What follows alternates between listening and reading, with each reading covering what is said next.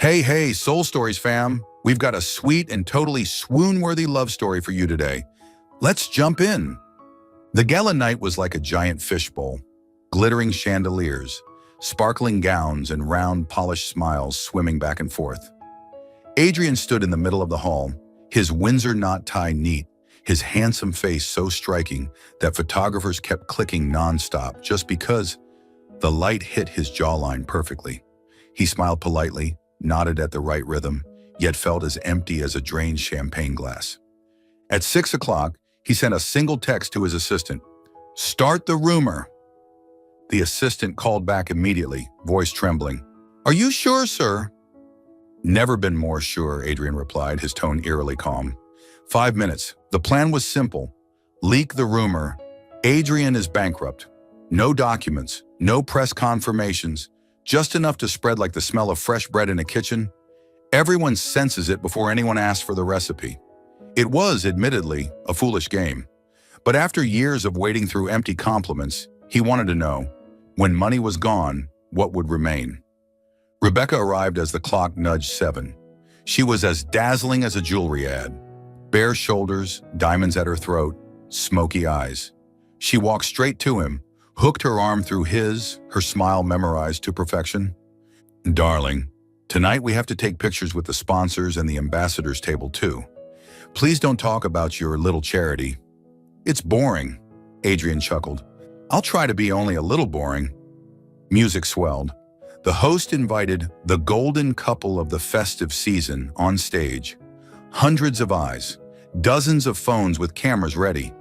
Adrian planned to say a few words of thanks, but then someone's phone buzzed, then the next, then another table. Heads dropped, eyes widened, a loud "Oh my God" popped like a lid slamming shut. The rumor spread faster than the violins. Adrian Laurent lost everything. Mortgage the ocean project? Emergency board meeting? More exclamation marks, more shock emojis. Those polished smiles twisted into question marks. Rebecca froze for a second. She pulled her arm away like she had touched a hot stove. "What is this?" "A breeze," Adrian said, trying to joke. "I'm not joking. Are you bankrupt? If I say no, would you believe me?" Rebecca held his gaze for a long beat, then looked around as if measuring the room's temperature.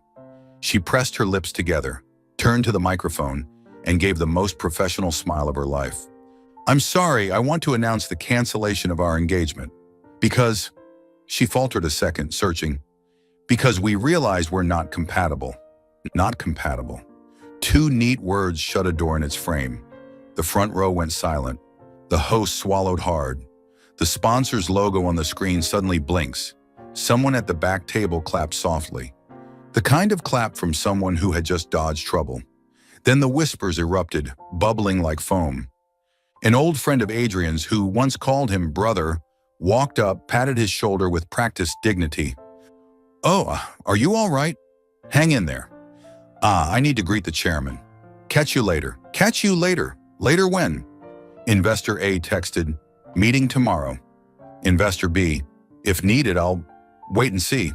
A board member wrote bluntly, "No statements." Adrian's phone buzzed like a panicked cricket. He stared at it a second, then flipped it face down. Rebecca had already left the stage. A few reporters chased her, cameras fluttering like startled birds.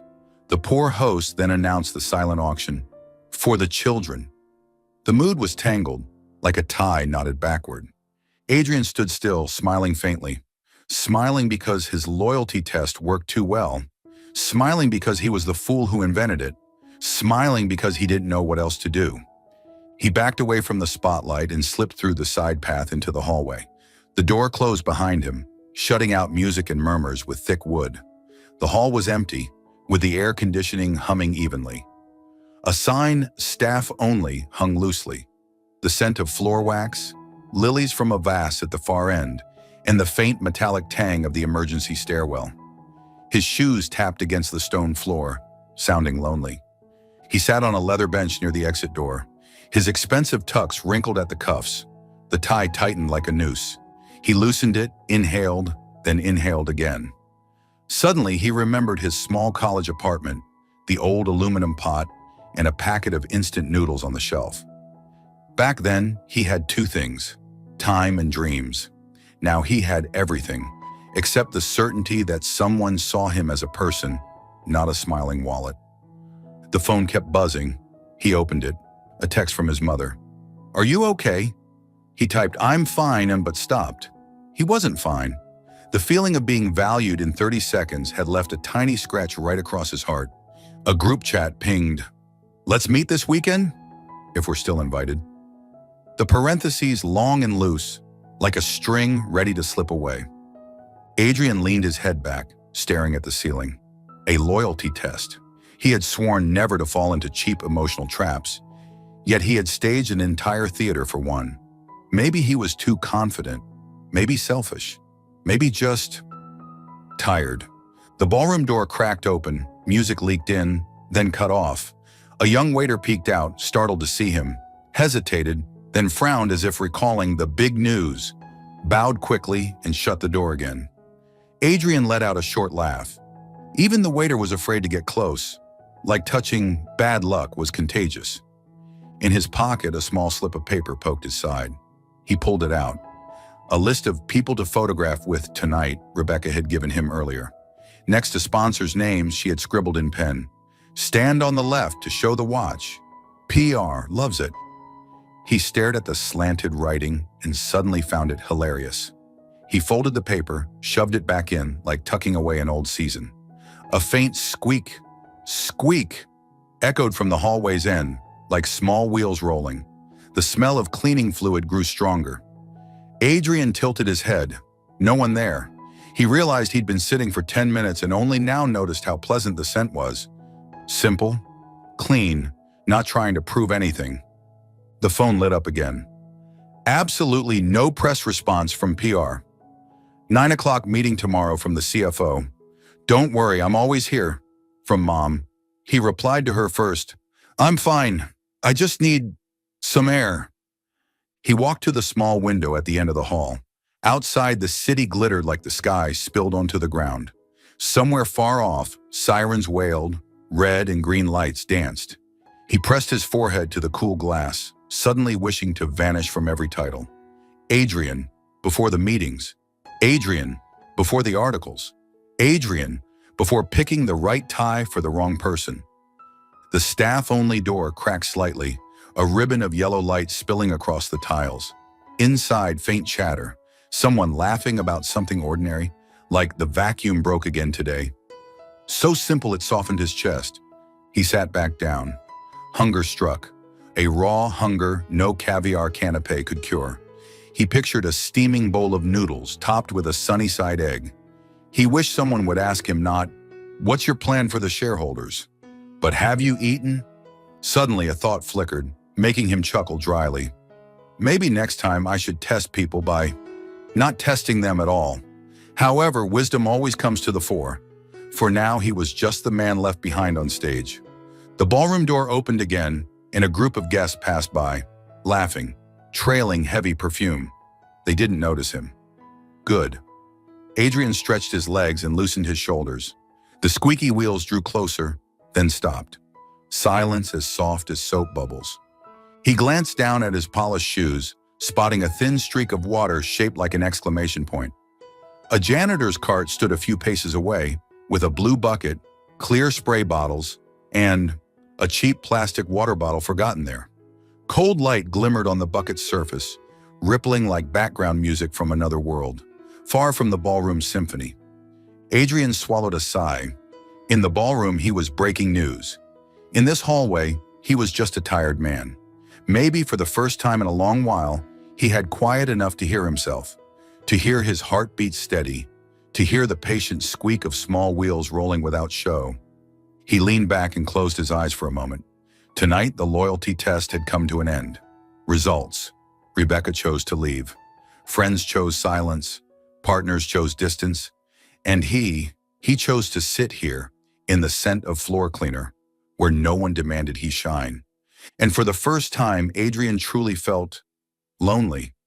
So lonely that only one small, simple thought remained in his mind, untouched by stocks or assets. I wish someone would just ask me, "Are you okay?" At the far end of the hall, The faint scrape of a broom echoed.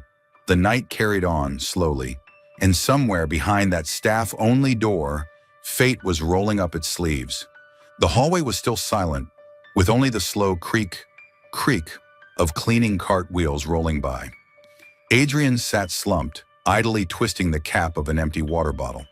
His blurred reflection in the glass door looked no different from a gambler who had just been tossed out of a casino. The sound of a broom brushing the floor, swish, swish, broke the quiet. Adrian lifted his head, and for the first time that evening, he saw a face completely unfamiliar in this sea of acquaintances. A young woman in a dark blue janitor's uniform, her hair tied neatly back, held a broom nearly as tall as herself. She paused, stared at him for a few seconds, then suddenly laughed. "Why are you sitting there like a puppy that's been abandoned?" Adrian blinked in surprise. People usually called him a successful young businessman, the white knight of the investment world. No one had ever compared him to a stray dog on the porch. Yet her tone was innocent, not the least bit mocking. He smirked. "At least a stray puppy gets sympathy. Me? Not so sure." The girl shrugged, leaned her broom against the wall, and pulled a cheap plastic water bottle from her cart, the kind the hotel reserved for staff. She held it out to him. "Drink? You look like you're dehydrated." Adrian accepted it, twisted off the cap. The cool water slid down his parched throat, oddly soothing. He glanced at the smudged label and chuckled. "I'm used to drinking the kind with the Snow Mountain logo, but this one tastes better." "Of course," the girl replied matter-of-factly. "Water is all just H2O, only the label costs more or less." Adrian nearly choked. He had never heard anything so true, yet so funny. He laughed, leaning his head back against the seat, laughing until she frowned at him. "Are you okay? I didn't mean to drive you insane." "No." Adrian shook his head, wiping at his eyes. It's been a long time since I heard something honest." She put her hands on her hips, tilted her head, assessing him. "Seriously? You look sharp as hell. Bet you've got 100 people flattering you every day." "Well, yeah, pretty much." "Then I get it. You're drunk on compliments. Now even a normal sentence sounds shocking to you." Adrian burst out laughing again. In that moment, he felt an odd sense of relief. No dazzling lights, no hollow applause. Just a stranger talking to him like he was a neighbor she just bumped into in the elevator. "I'm Ava," she said, offering a bright smile along with her hand. "I'm a night shift janitor here at the hotel." Adrian, he hesitated, then thought, why introduce himself as real estate millionaire investor? Instead, he simply said, "Temporarily unemployed." Ava blinked, then shrugged as if it didn't matter in the slightest. "Unemployment's not so bad. At least you don't have to spend all day buried in meetings. Me, once I finish mopping the hall, I can sit down, listen to music, eat cookies." Adrian almost laughed out loud. Who in the world would compare mopping floors to unemployment?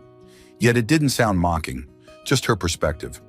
Ava perched on the edge of the bench, just a few handspans away. She tilted her head, meeting his eyes directly. "But really, are you okay? You look like you just got kicked in the face." Adrian froze, then gave a soft laugh. "You guessed right. I knew it. Guys in tuxedos usually fall into two categories. Either just signed a $100 million deal or just lost their girlfriend." He raised his brows. "You run into this a lot?" "Sure, I work at a hotel. Every gala night has a few husbands scolded by their wives, a few wives ignored by their husbands, and a few men nursing heartbreak. They all look the same, funny and pitiful." Adrian nodded thoughtfully. "Guess I'm in the last category." "Congrats! You're officially a member of the Hotel Hallway Heartbreak Club." They both laughed at the same time. The sound echoed through the cold corridor, somehow lifting the heaviness in the air. Adrian leaned back, watching Ava for a long moment. She wasn't wearing makeup, just bright eyes and an honest smile. No probing, no attempt to please, simply caring. Inside him, some quiet string vibrated. He thought, maybe tonight wasn't a complete failure after all. Ava stood, picked up her broom. "Well, I have to finish mopping. Otherwise, my manager will chew me out tomorrow." "Yeah, thank you. For the water. Don't mention it. Oh, and Ava turned back, winking. Next time, bring your own bottle. That way, nobody mistakes you for a thirsty stray dog again. Adrian's mouth fell open before laughter spilled out. The staff-only door closed behind Ava's figure, leaving Adrian alone on the bench. But this time, he didn't feel lonely. Instead, something new stirred inside him.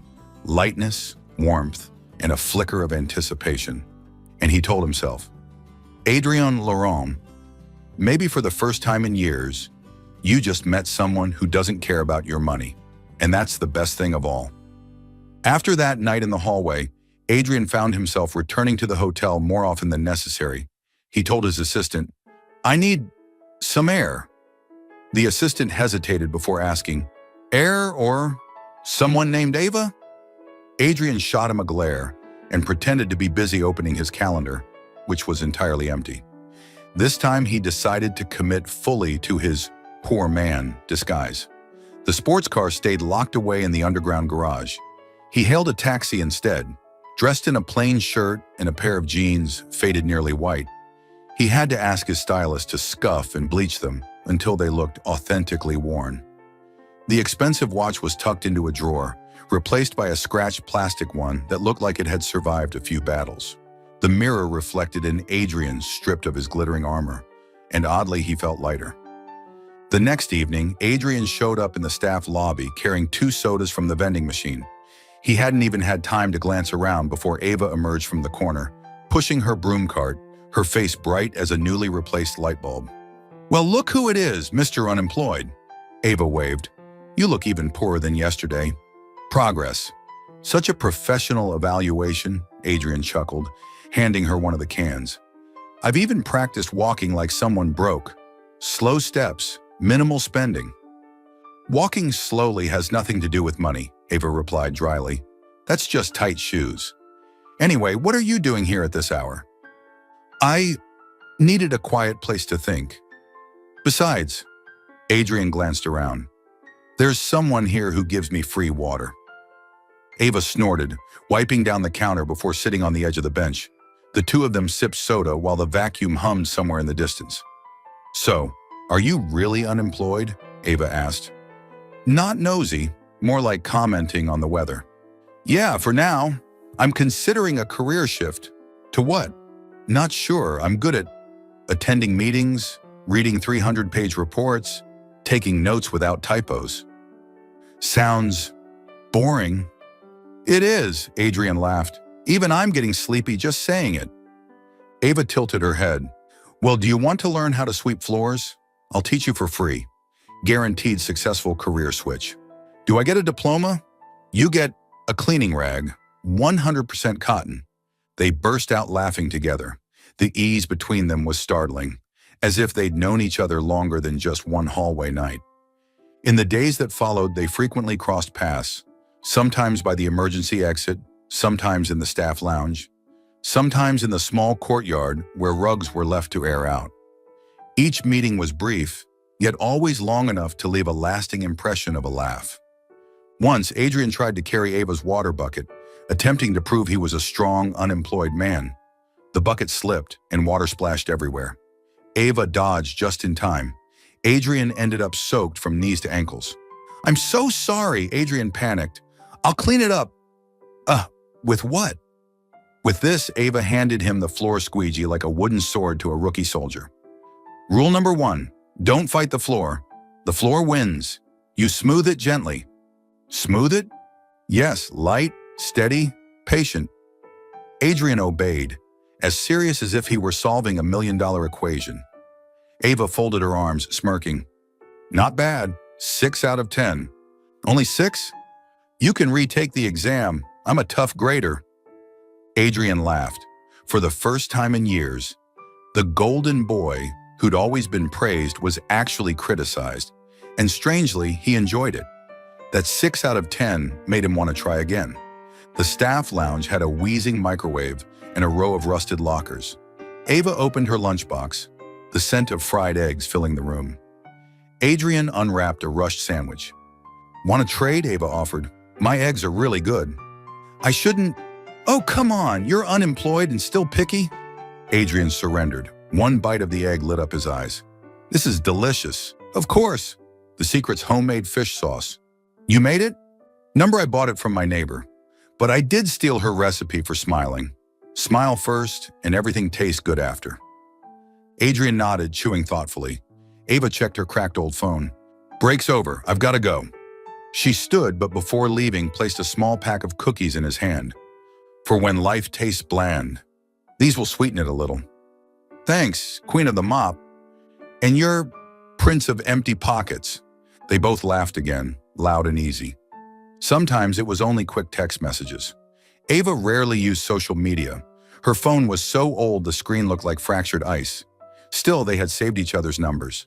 In Ava's phone, Adrian was Mr. Unemployed. In Adrian's phone, she was Ava Mop Queen. Have you eaten? Yes. Did you get enough sleep? Enough, except when the vacuum rebels. I'll bring mints tomorrow to cool it down. Mints won't fix the vacuum, but they'll fix the person holding it. Their tiny exchanges were warm, like an old microwave struggling to heat a meal. One rainy night, lightning flashed beyond the glass doors. Ava hauled rolled-up carpets, her shoulders damp with rain. Adrian stood under the awning, watching. Do you have a raincoat? I do, but it has a hole shaped like a broken heart, Ava said so seriously that Adrian almost believed her.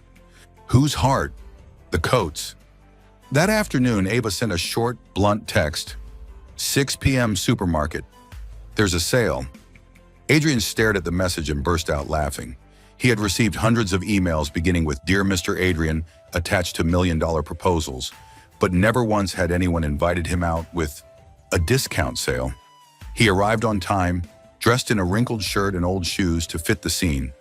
Ava stood outside the budget supermarket, her hair tied high, wrapped in a worn gray jacket. She waved both hands excitedly. Hurry up! The discounted noodles are almost gone. Adrian blinked, still trying to process, when Ava grabbed his wrist and dragged him in as if they were running a marathon.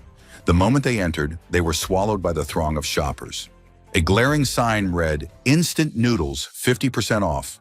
And right there, a group of housewives were practically sparring over the shelves. Adrian got pulled into the frenzy. His hand had just touched a pack when Ava snatched it away, with lightning speed, holding her prize high. Ha! Fast hands survive. That's cheating. Adrian feigned outrage. In a supermarket, there's no cheating, only slowpokes. Adrian couldn't hold back his laughter, and soon enough he grabbed another pack, waving it like a trophy to restore his honor.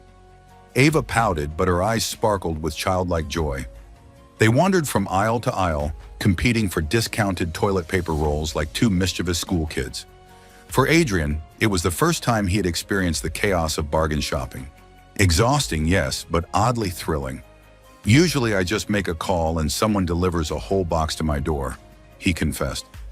Then you've missed out on the glory of winning the last toilet paper roll. Ava lifted her prize high like a golden cup.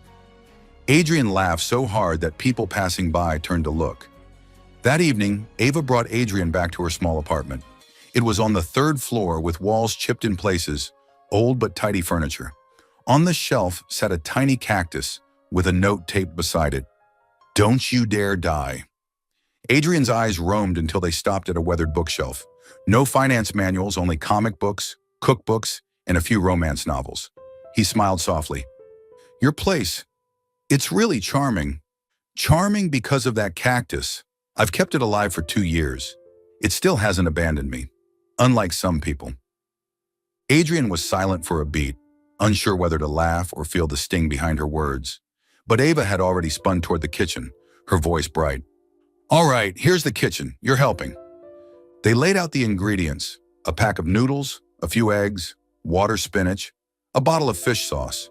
Adrian eyed the sauce warily, taking a step back. This stuff smells too strong. The strong smell is the flavor. Just try it. Ava cracked eggs, whisking them quickly in the pan, her movements confident like an artist at work. Adrian was assigned to wash the vegetables. He splashed water everywhere, soaking the counter. Are you washing the veggies or giving them a bath? Ava teased. I want them absolutely clean. If vegetables are absolutely clean, there's nothing left to eat. Adrian froze for a moment, then broke into laughter. Dinner was served on an old wooden table.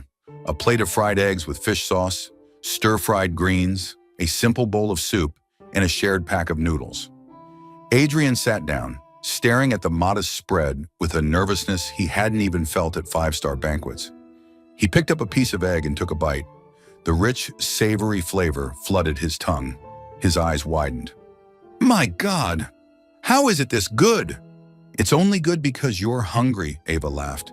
"Number, it's really good, better than steak and wine." Ava half believed him, half doubted. But Adrian's sincere gaze made her burst out laughing. After the meal, they leaned against the wall sharing a soda. Outside, the sounds of traffic drifted faintly through the night. Inside, the little room was peaceful, filled only with their laughter and scraps of small talk. Ava told him about her school days, working countless part-time jobs, getting scolded by customers, wages docked by harsh bosses. Yet her voice carried no bitterness, only a vitality that made Adrian's chest feel lighter. He didn't have to analyze contracts or weigh stocks. All he had to do was nod, laugh, and for once feel like an ordinary man. "What about you?" Ava asked. "Before you were unemployed, what did you do?" Adrian hesitated, then smiled faintly. "Meetings, endless paperwork. Honestly, boring stuff." "Then unemployment is your blessing," Ava declared with a nod. "Now you can learn a real trade, such as frying eggs." Adrian laughed, raising his soda to clink against hers. "Deal." That night, when Adrian left her apartment and stepped down the narrow staircase, he looked up at the starry sky. For the first time in years, his mind wasn't on assets or reputation. He thought only of the taste of fried eggs, Ava's laughter, and the serenity that had settled deep in his bones. Adrian whispered to himself, "Maybe this is the real life I've been missing all along." That morning, the hotel buzzed more than usual because of a major conference. Ava pushed her cleaning cart down the hallway, strands of hair damp with sweat. Adrian, as always, happened to show up, paper coffee cup in hand. By now, he had grown used to waiting for these small, stolen moments just to see her. They were mid-conversation when Paul, the receptionist known for his sharp tongue, passed by. He cast Ava a sneering look and smirked. "Make sure you scrub well. If a guest slips, no one's going to blame anyone but the janitor." Ava froze for a second, but quietly continued mopping the floor. Paul didn't stop, his tone dripping with contempt. "Honestly, people like you are only fit to keep your head down and clean up trash. Don't bother dreaming of looking up." Adrian's grip on his coffee tightened until his knuckles whitened. A single thought struck through him, sharp as ice. Ava's worth more than 10 men like him combined. He wanted to leap up, to throw Paul's cruelty back in his face, but Ava's calm, steady eyes stopped him. This was her workplace, her territory. If Adrian made a scene, it would only put her in an even harder position. He drew a deep breath, strolling casually toward the reception desk. On the counter sat a messy stack of files. A few invoices bore obvious tampering, numbers rewritten in a different color ink. Fraud, clear as day. Pretending to search for a brochure, Adrian accidentally let one page slip to the floor, landing just as the manager walked by. "What's this?" The manager bent down, frowning. "Why have the numbers been altered so blatantly?" Paul startled, his face draining of color. Must be a mistake." "A mistake?" The manager's voice hardened. "I'll be reviewing every file. If I find evidence of fraud, you are aware of the consequences." The air around them stirred with murmurs. Paul stammered before retreating, stripped of his earlier arrogance. Meanwhile, Ava continued mopping with quiet patience, as if nothing had happened. A colleague approached and patted her shoulder. "Don't let him get to you, Ava. Honestly, everyone knows you work harder than most here." A few others nodded in agreement. For the first time, Ava was defended openly. From the corner, Adrian sipped his coffee, the faintest smile tugging at his lips. No need for boasting or shouting. One subtle touch had been enough to let the truth reveal itself. By late afternoon, Ava found him in the back courtyard. She planted her hands on her hips, her gaze both amused and suspicious. "Hey, did you arrange something?" "What do you mean? I just dropped a piece of paper." "Dropped it at the perfect time. In the perfect place? What a coincidence. Adrian shrugged, feigning innocence. Pure luck. You're good at these little mysteries, aren't you? Her words sounded like reproach, but her lips curved into a smile. She knew he had stood up for her, but in a way that hadn't embarrassed her. Instead, he'd made sure her colleagues saw her with respect. They sat together on the back steps, sharing the pack of cookies Ava had brought. You're not upset about what Paul said? Adrian asked quietly. I'm used to it, Ava shrugged. But today was different. Today, for the first time, someone spoke up on my behalf. Adrian held her gaze for a long moment, then smiled. Because you deserve it. Ava rolled her eyes, though her tone carried a teasing lilt. You sound like some lawyer making a defense speech. Maybe I studied law once upon a time. Then you must have gone unemployed for losing a case. Adrian laughed, feeling an unexpected lightness settle in. In that moment, he realized something. To stand by someone didn't always mean throwing money or raising your voice. Sometimes the smallest act was enough to let them know they weren't alone. When Adrian finally left the hotel, the sunset stretched long across the pavement. His thoughts were clear. Ava was not just a janitor, not just what others chose to see. She was strong, kind, a character worth more than 10 Pauls combined. And somehow Adrian knew with certainty he would want to keep standing on her side, not just today, but for many days to come. That weekend, Ava sent Adrian another of her blunt little texts. 3 p.m. Community Center. Coming? Adrian was sitting alone in his office, a thick stack of reports spread in front of him. Yet he had no desire to read a single page. He glanced at the message, and a smile tugged at his lips. I'm coming, he replied without hesitation. The community center stood in an old neighborhood, its walls streaked with peeling paint, the iron gate groaning on its hinges. Inside, a wide room held worn wooden desks and chairs, the walls decorated with children's crayon drawings in every color. Laughter spilled from every corner. Ava greeted him with just a nod, no ceremony, no introductions, before plunging straight into the cluster of kids waiting for her. Adrian lingered awkwardly, a tourist lost in the wrong city. Why are you standing there? Ava called. Roll up your sleeves and get in here. Startled, Adrian quickly shrugged off his jacket and rolled up his shirt sleeves. He lowered himself onto a tiny chair, feeling like a giant awkwardly squeezed into a doll's classroom. A little boy shoved a red crayon into his hand. Uncle, color this for me. Adrian glanced down at the paper. A house, a sun, a tree. Easy, he thought, but after only a few strokes, his sun was already bleeding past the lines, smudging into a lopsided mess. Ha ha ha ha ha ha! Uncle colors so bad, the kids shrieked with laughter. Flushing, Adrian put on a stern face. This is abstract art, you know. What kind of art looks like a tomato? A little girl piped up, sending the whole group into hysterics.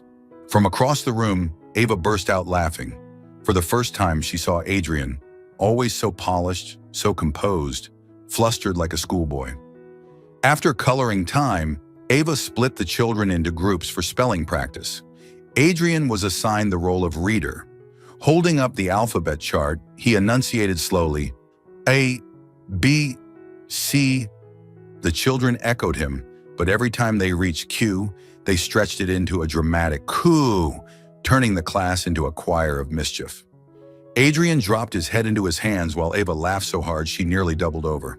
What kind of teaching is that? She teased. I'm an expert in contracts, not the ABCs, Adrian protested. A little girl pointed her tiny finger at the last letter. Uncle, read this one. Z. Wrong! It's Z! The kids chorused. Adrian raised both hands in defeat, and the room erupted into laughter. During break, Ava brought out a box of cookies. The children swarmed, each trying to grab the best piece. Adrian reached for one too, only to be warned by a boy half his size. You're too big. If you eat too much, there won't be any left for us. Oh, I'm sorry, I'll just take one, Adrian said solemnly. One? The biggest one? The kids shouted together. Adrian collapsed dramatically against the desk, pretending to be defeated, and the children howled with laughter. Ava shook her head, but her heart warmed. Adrian didn't act like some untouchable adult. He didn't mind making a fool of himself if it meant the children were happy, And that kind of laughter, it lit up the whole room. When the session ended, Ava and Adrian stacked the chairs and tables. She sat on the steps, drinking from her water bottle, and sighed. I've been teaching here for 3 years. No pay, just a few snacks of support. But I can't walk away. Because you care about them? Adrian asked softly. Yes. Some of their parents are too busy. Some can't afford tutoring. I think that if these kids can read and write, maybe they'll have a chance to open another door. Adrian stayed silent. He looked around at the shabby classroom, the crooked letters on the board, then back at Ava. In her bright eyes, he saw something he had never once glimpsed among the wealthy circle he lived in. A warmth and resolve that no money could measure. What do you think? Ava asked. Adrian smiled, shaking his head. I think I turned the sun into a tomato. Ava burst into laughter, tilting her head toward him. That's exactly why they liked you. They don't need someone perfect, just a big guy willing to play along. Adrian froze. Her playful words struck deeper than she realized. For so long, he had been labeled the success, the millionaire, the big partner. No one had ever called him by that simple name. On the way home, Ava walked beside him, swinging her small grocery bag. Adrian, for the first time, didn't feel like he was walking in the shoes of a CEO or a wealthy man. He was simply a guy who had just been laughed at by a group of children, and strangely, it felt better than any boardroom victory. Looking up at the fiery red sky, Adrian thought, maybe being called the big funny uncle is worth more than all the titles I've ever had. Still following the story?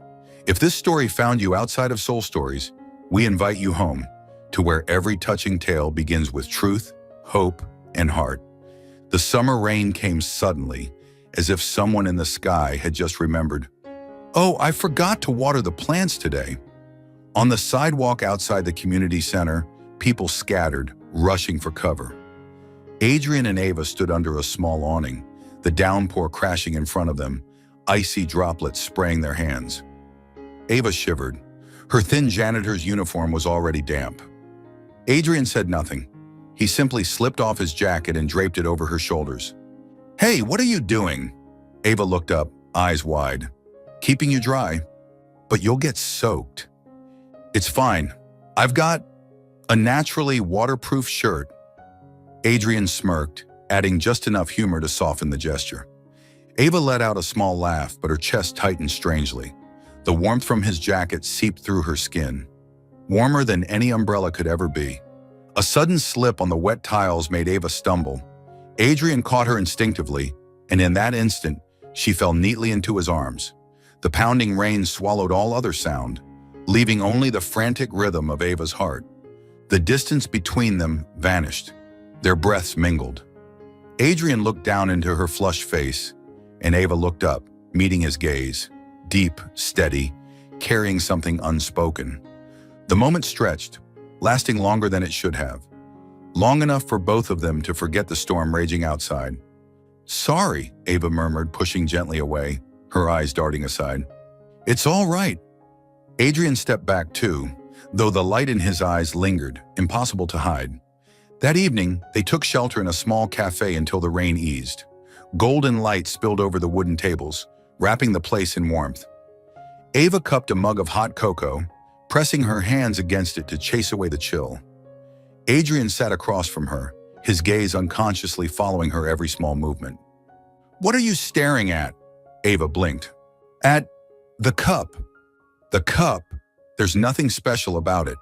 True, but when someone's holding it, it becomes special. Ava laughed softly, though her heart skipped a beat. Quickly, she steered the conversation toward the children at the community center, trying to mask her fluster.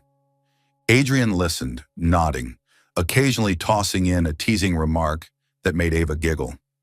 Her laughter, mingling with the cozy hum of the cafe, lifted the heaviness from his chest like it had never existed.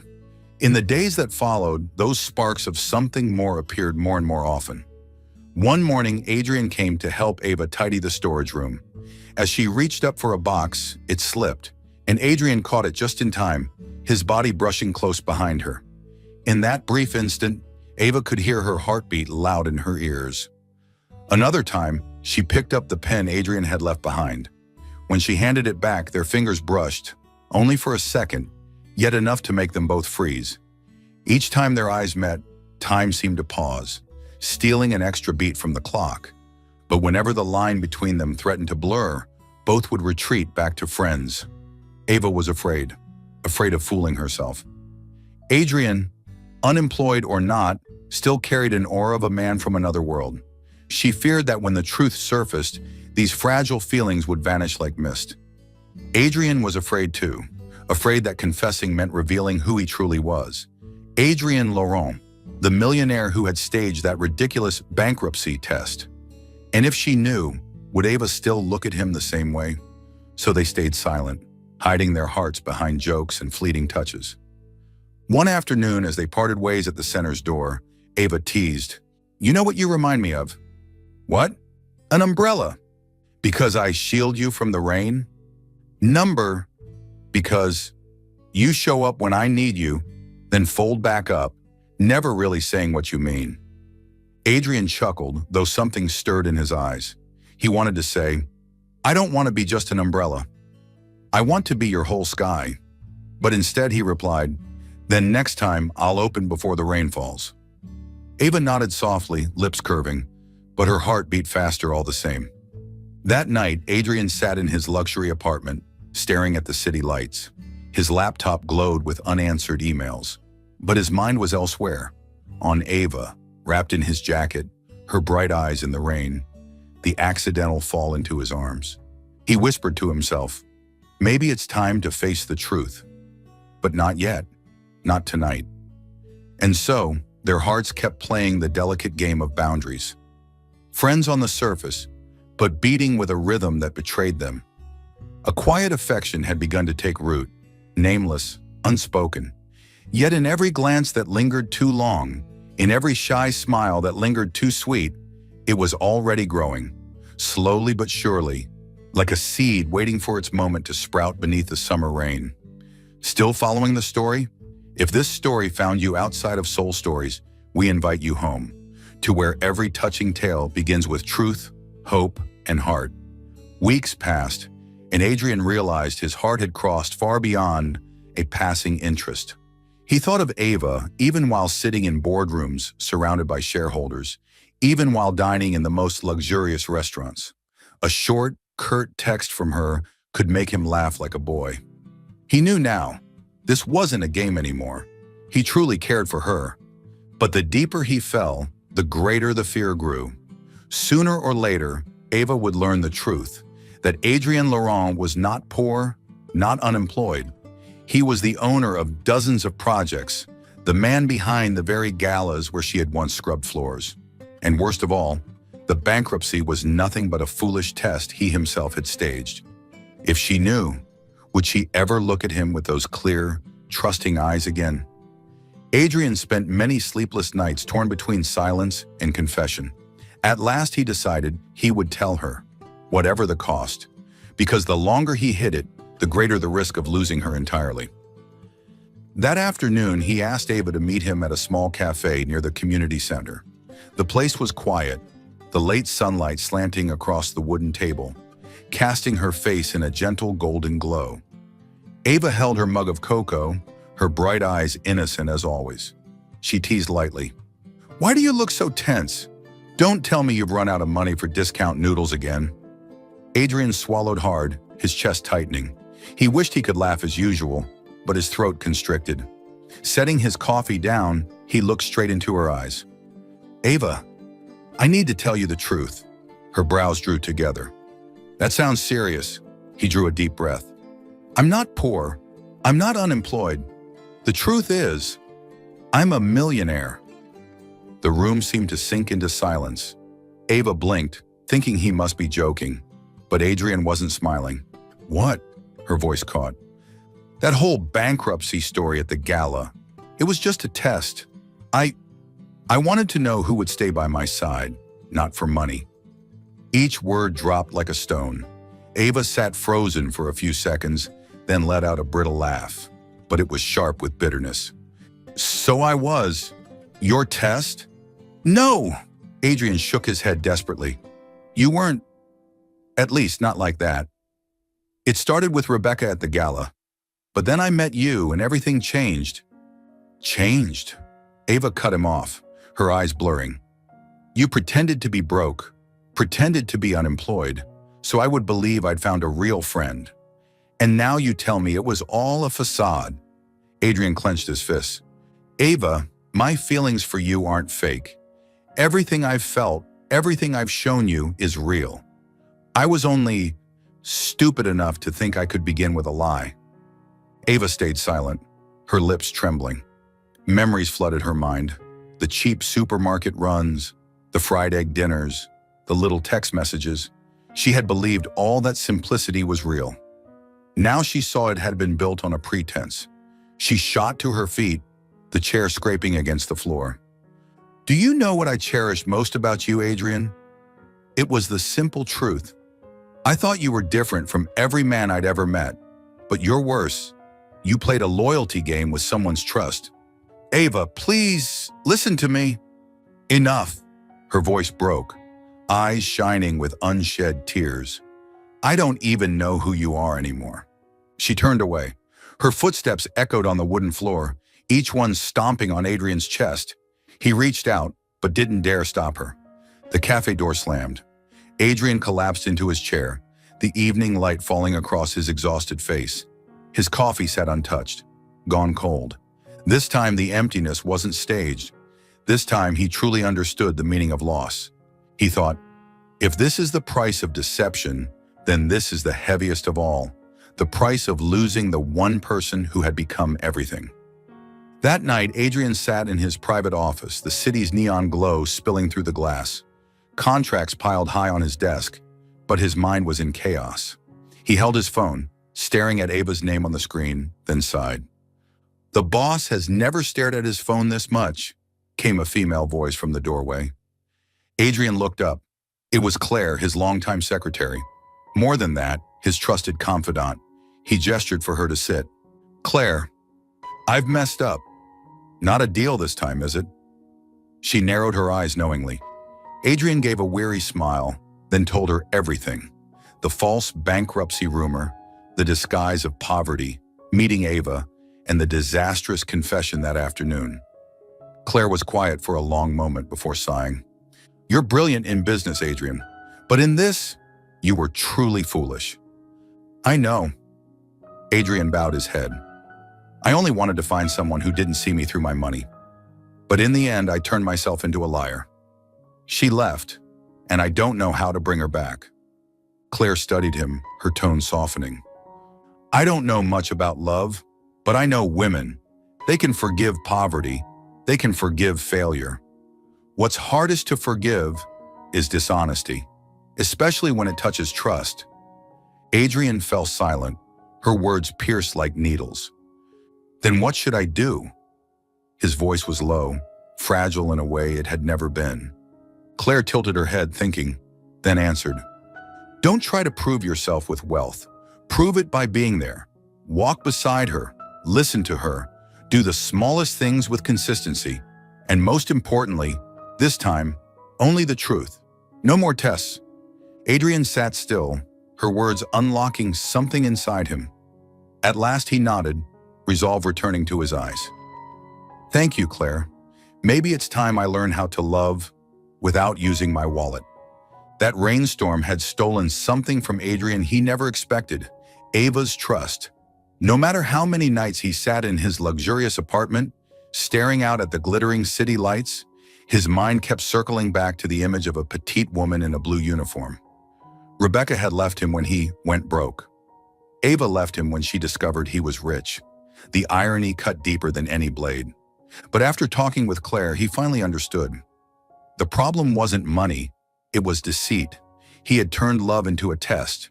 This time, if he wanted to keep Ava, he had to learn a new way to love, not with his wallet, but with his heart. The next day, Adrian went to the community center where Ava taught the children.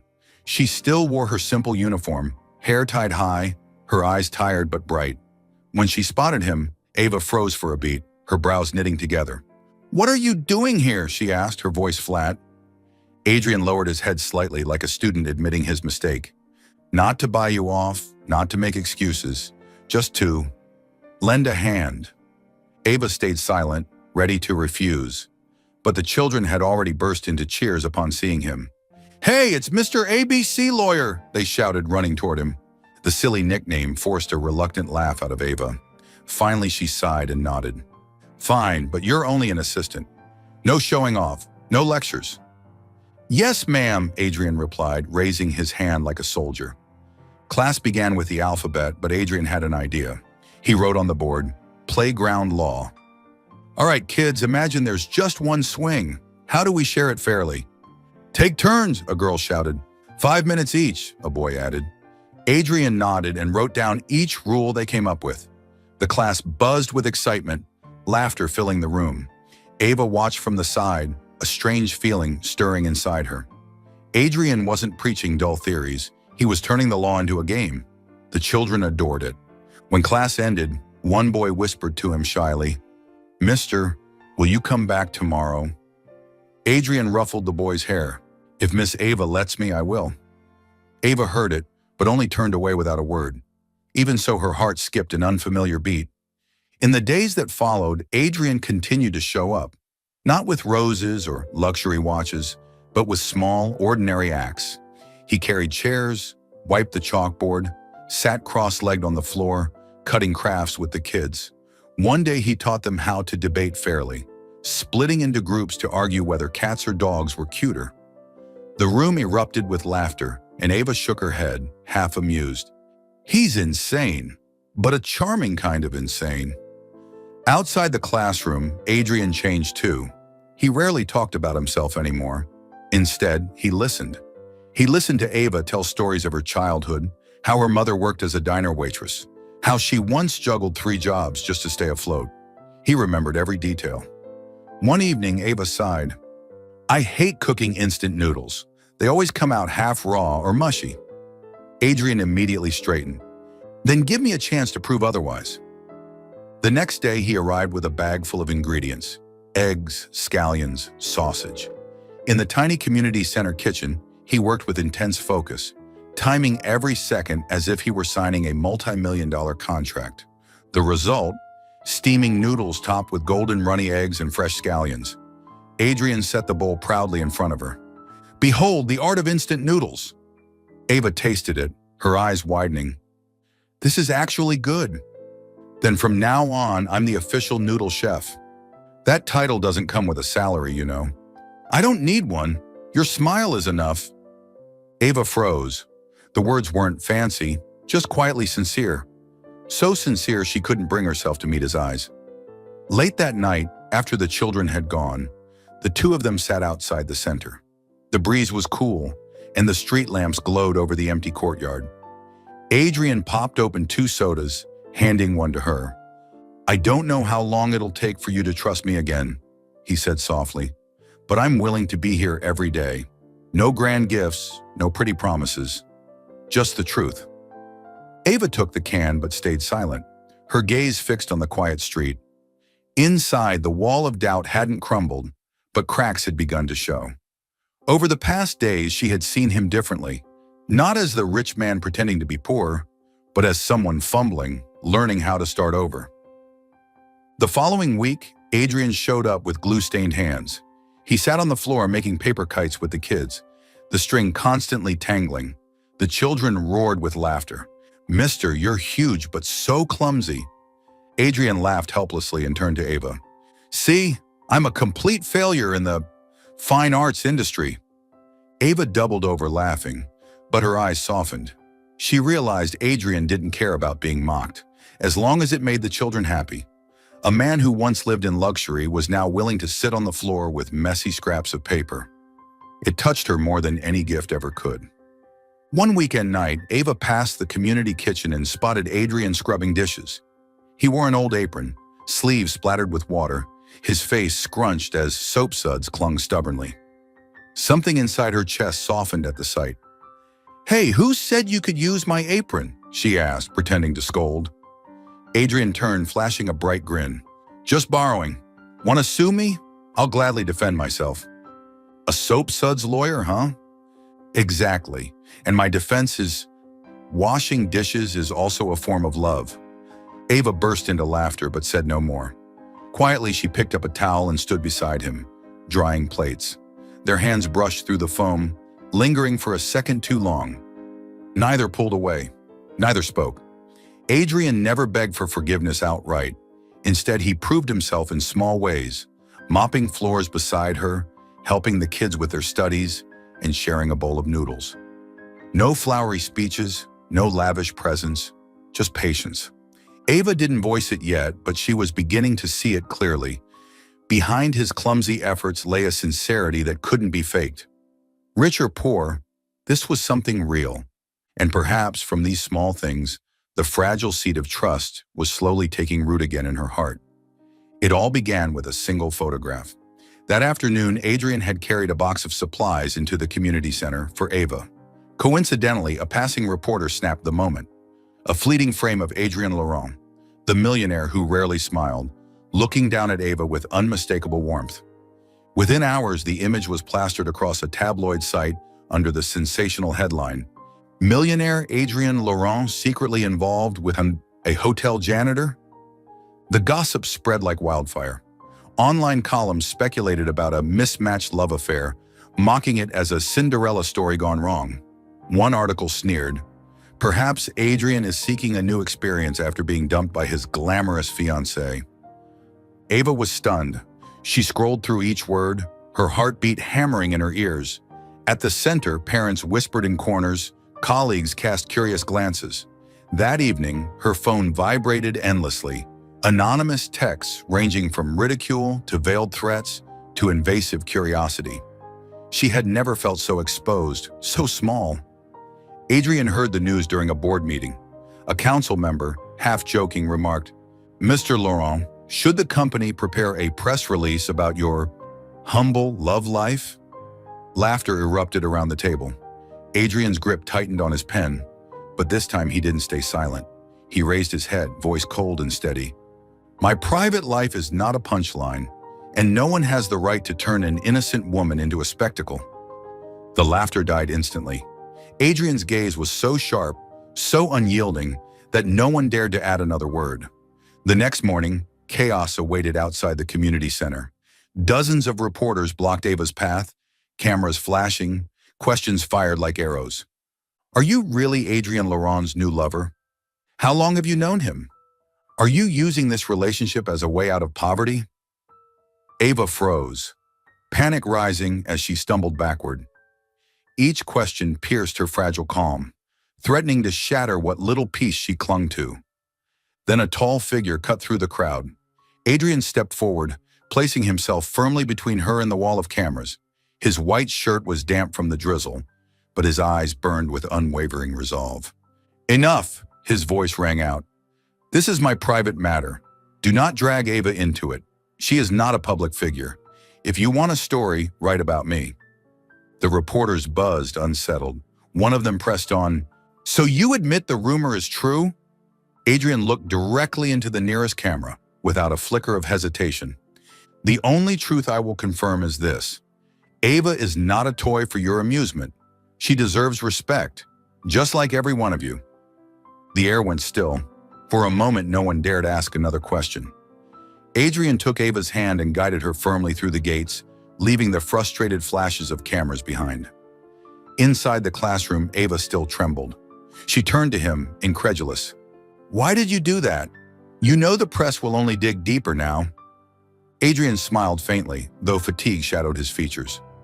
"I know, but I also know that if I didn't step in today, you'd be left to face it all alone. And that, I could never allow." Ava's breath caught. For the first time in her life, someone had stood between her and the storm. Not with empty words, but with undeniable action. Since childhood, she had endured silently when belittled, when overlooked. But here was a man who didn't just claim to care. He had proven it before the entire world. "Adrian!" Her voice faltered, thick with unspoken emotion. He simply smiled, his eyes softening. "You don't need to say anything. Just know that this time, I won't walk away." The days that followed were a blur of headlines. Some continued to mock her, others speculated endlessly. But gradually, a shift began. New articles appeared.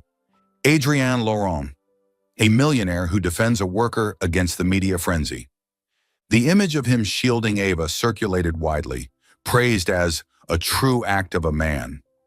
Ava read those words, her heart trembling.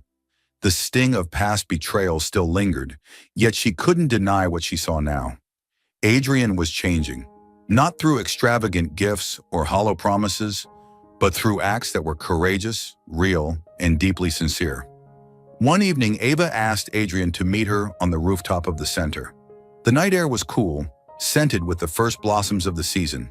She leaned against the railing, silent for a long moment before finally speaking. "I don't know if I can trust you completely yet," she admitted softly. "But that day, when you stood in front of me, something felt different." Adrien stepped closer, not touching, only gazing out at the same stretch of sky. "I'm not asking for instant forgiveness. All I want is for you to know this. This time, I'll protect you, even if the entire world turns its back." Ava turned, meeting his eyes. The arrogance was gone. What remained was a quiet steadiness and a tenderness that made her chest tighten. She pressed her lips together, afraid to let her heart betray her too soon. They stood there in silence, side by side, the city humming faintly below.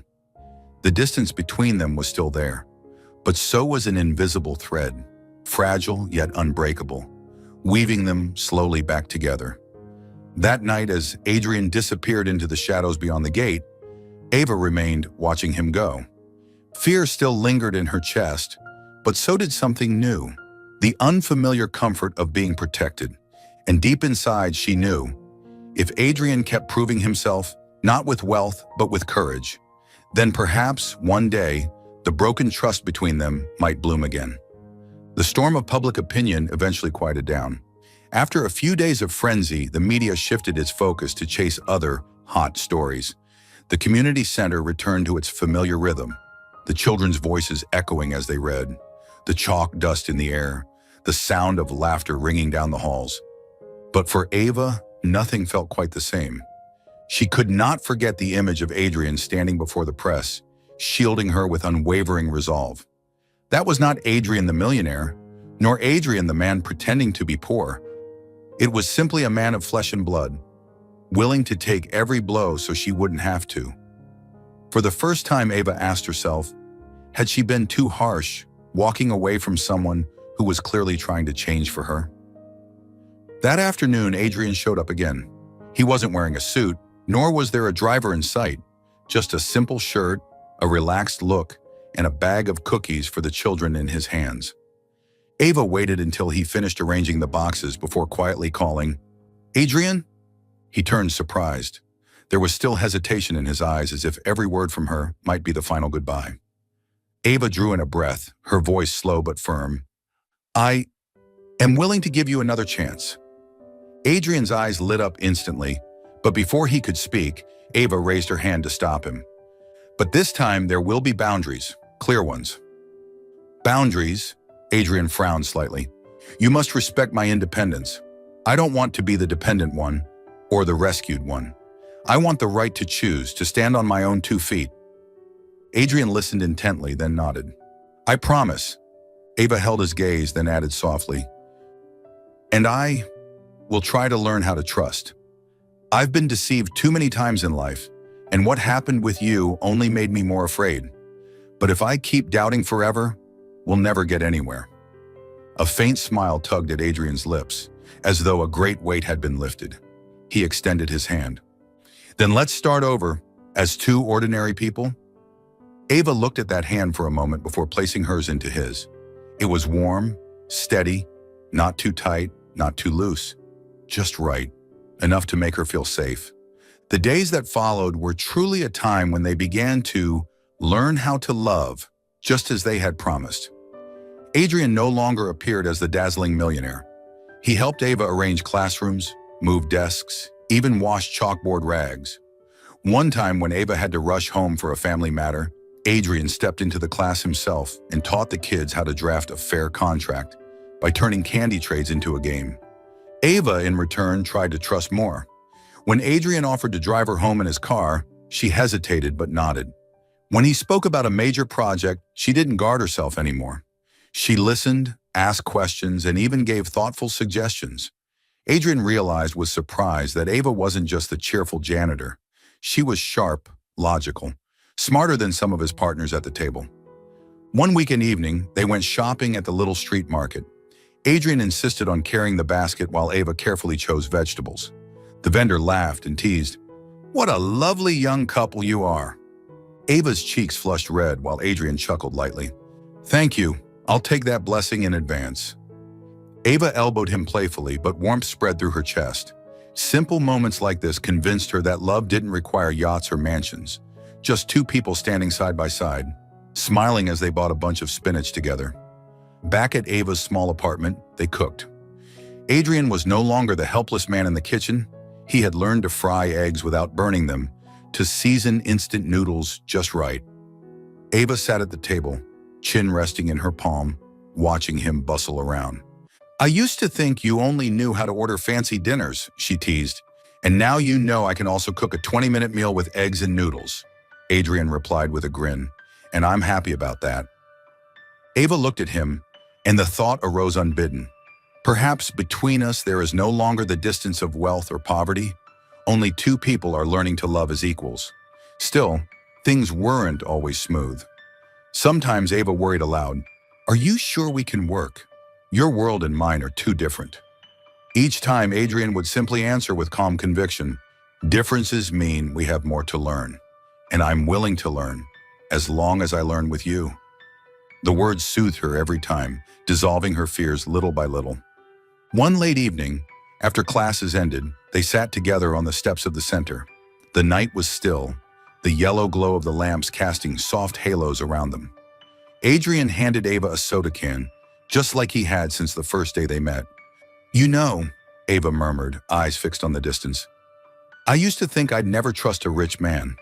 But you've shown me, maybe what matters isn't whether you're rich or poor, it's whether you see me as your equal." Adrian turned to her, a gentle smile in his eyes. "And you've shown me that love doesn't need a bank account." They clinked their soda cans together.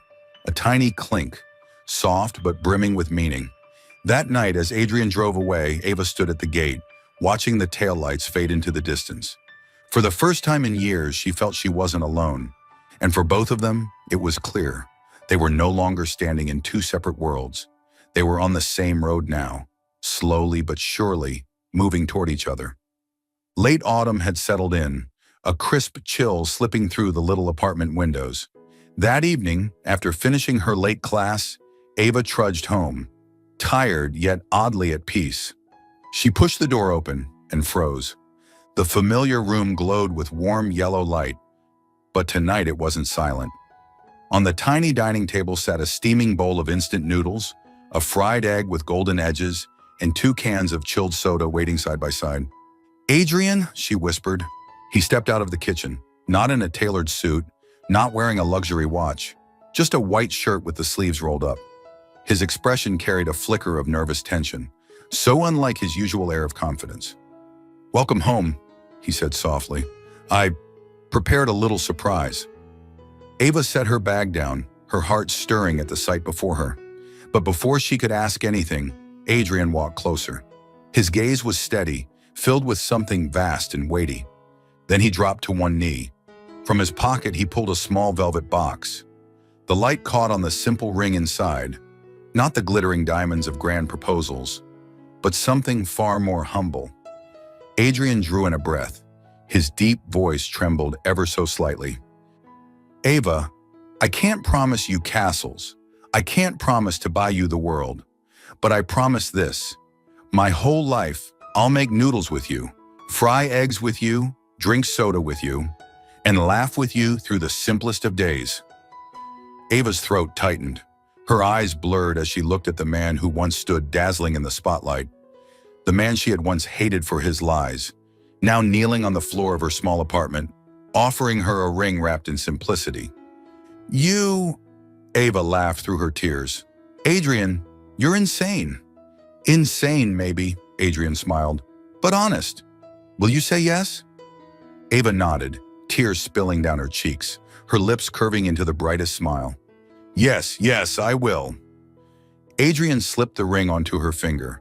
There were no fireworks, no violins, only the thudding of hearts and the delicious aroma of instant noodles filling the room. And yet, it was the most beautiful moment Ava had ever lived. Their wedding followed not long after. It wasn't a lavish affair in a castle or five-star hotel.